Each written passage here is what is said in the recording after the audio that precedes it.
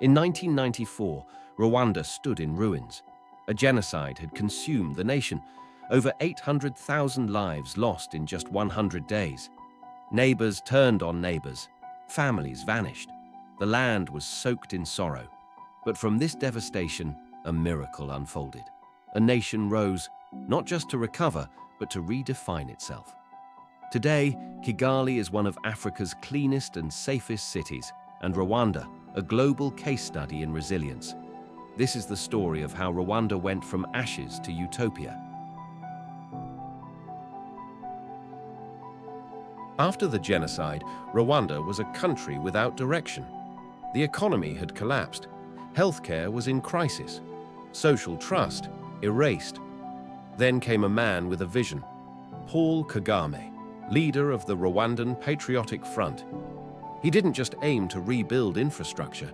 He wanted to rebuild the soul of a nation.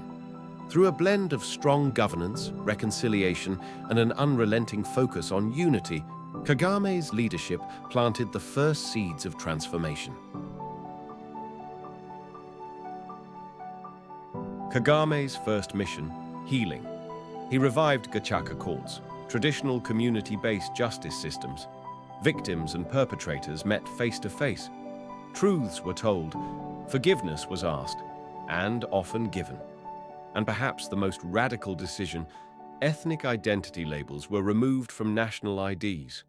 No more Hutu, no more Tutsi, just Rwandans. The idea was clear. If Rwanda was to survive, it had to stand together. Today, Kigali looks nothing like the chaos it emerged from. It's one of the cleanest, most organized cities in Africa. How? One word: Umuganda. On the last Saturday of each month, the entire nation stops.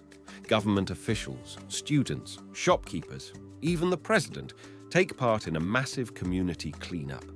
It's not just about sanitation, it's about togetherness, shared ownership, and civic pride. In 2008, Rwanda made a bold move. It became one of the first countries in the world to ban plastic bags. Travelers landing in Kigali must surrender any non-biodegradable packaging or face fines. In Rwanda, plastic isn't just litter, it's illegal. But the eco-conscious mindset doesn't stop there. Urban tree planting campaigns blanket the city in green. Solar-powered lighting is common on public streets. New real estate projects are required to pass environmental impact checks. Kigali isn't just clean, it's green by design. In a world where urban chaos is the norm, Kigali chose discipline and order. The heart of the city hosts a car-free zone where pedestrians roam freely, artists display their work, and cyclists glide through quiet streets. Public transport is punctual. Littering is rare. Even motorbike taxis, common across Africa. In Kigali, they wear helmets and follow strict traffic laws. And Rwanda is looking ahead, investing in e-mobility, exploring drones for medical supply deliveries, creating tech zones like the Kigali Innovation City. Paul Kagame's leadership remains controversial to some. Critics point to tight political control and limited press freedom, but even skeptics acknowledge this. Under Kagame's watch, Rwanda became one of the most stable, efficient, and forward-thinking nations in Africa. He's not just rebuilding Rwanda, he's rebranding Africa. And under his administration, Rwanda now boasts one of the highest percentages of women in parliament worldwide. 2, a thriving digital economy. And 3, a generation that believes in its future. Rwanda is proof that a country is not doomed by its past. It can rise, it can rebuild, it can become a beacon, even after unthinkable tragedy. From genocide to green streets, from chaos to calm, from hopelessness to hope.